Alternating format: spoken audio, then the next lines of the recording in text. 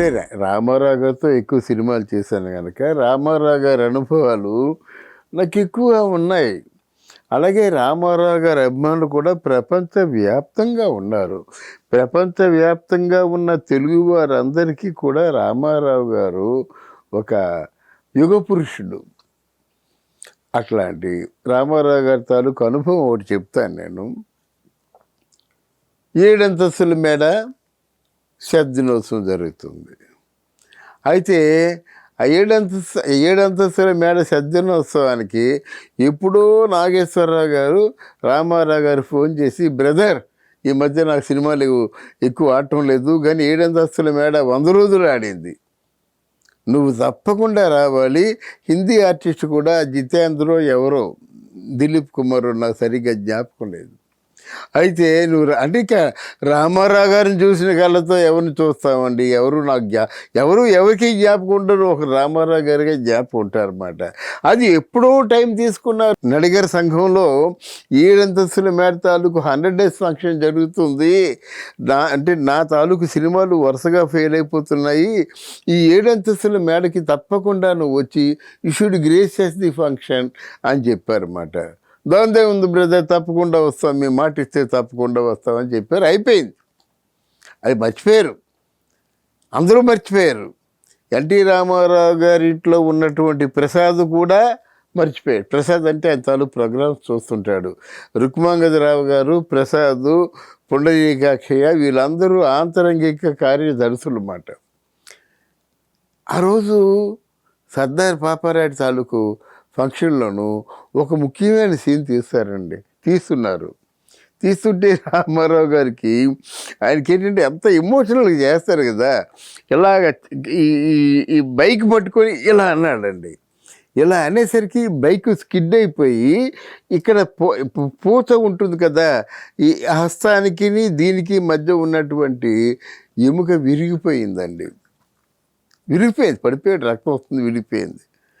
దాసరి నారాయణరావు గారు ఓ పక్క కంటతడి పెట్టేస్తున్నాడు. ఏంటంటే ఎప్పుడు నా తాలూకు షూటింగ్లోనే మీకు ప్రమాదం జరుగుతుందని, నా దురదృష్టం ఉంటే ఇట్స్ ఆల్రెడీ బ్రదర్, మీరే వరీ కావద్దు, ఇదే ఉందని చెప్పేసి ఇలా అనుకుంటున్నాడు.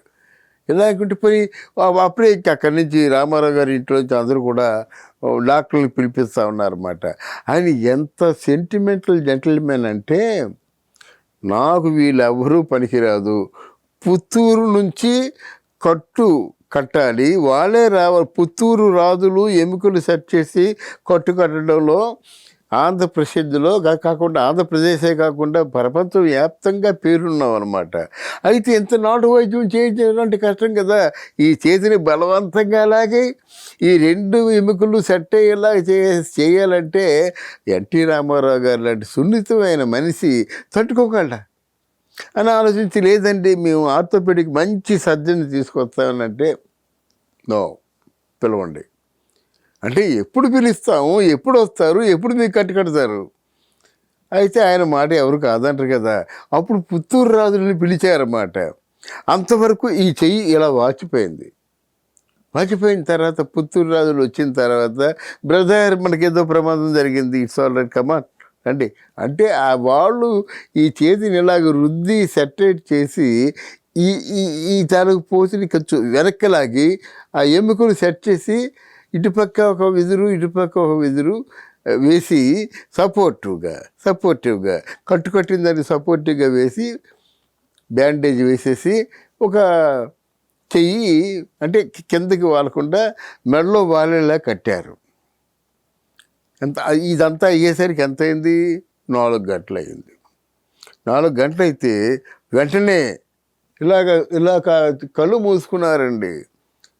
బ్రదర్ ఈరోజు డేటు, నో నేను వెళ్ళాలి. ఎక్కడికి వెళ్తారండి బాబు మీరు అంటే, లేదు బ్రదర్ నాగేశ్వరరావు గారికి మాట ఇచ్చాను, ఈరోజు 100 days ఫంక్షను అని చెప్పి తయారైపోతున్నారన్నమాట. ఇంట్లో వాళ్ళందరూ కూడా వాపోయారు. రామారావు గారి మిసెస్ కూడా వాపోయారన్నమాట. ఇదేంటండి 100 days ఫంక్షన్ అయితే మాత్రం ఇలా కట్టుకొని వెళ్తారా, పరుపు పోదు కదా అని చెప్పారు. మేమందరూ రామనుకున్నాం.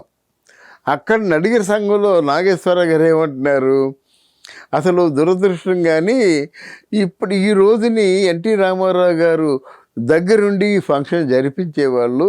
నా దురదృష్టమో మీ దురదృష్టమో ఆయన రావడం లేదు అనేసరికి ఆయన ఎంటర్ అవుతూ ఈ చేతి ఇలా చెయ్యి ఇలా ఉంటుండగా ఈ చేయి పెట్టి వస్తున్నాం బ్రదర్ అన్నాడనమాట. మొత్తం ఆడిటోరియం అంతా వెనక్కి చూసింది.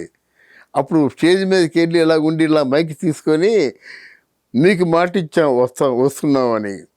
ఏంటి what I have seen, what is the nothing, ఇది యాక్సిడెంట్ నథింగ్ అండి. ఈ చెయ్యి పోయినా వస్తాం, కాలు పోయినా వస్తాం, ప్రాణం పోయినా వస్తాం అంటే అందరూ చప్పట్లు. అంటే ఇది ఒక చేతితోని ఒక అరగంట సేపు మాట్లాడి నాగేశ్వరరావు గారిని అభినందించి మీరందరూ నాకు సెలవు ఇస్తే నేను సెలవు తీసుకుంటాను, నన్ను మన్నించమని కోరుకుంటున్నానని ఇలా అన్నాడు. సెల్యూట్ పెట్టి వెళ్ళిపోయాడు అన్నమాట. That is NT Rama Rao. అంత సెంటిమెంటు, అంత స్ట్రిక్ట్ ప్రిన్సిపల్స్ ఉన్నాయి కాబట్టి ఈ రోజుని ప్రపంచం అంతా చెప్పుకుంటుంది. వాళ్ళల్లో ఒక భాగంగా నేను చెప్పుకునే అదృష్టం పొందగలిగానంటే నాకు చాలా, దేవుడు నాకు చాలా వరం ఇచ్చినట్టే. Thank you very much.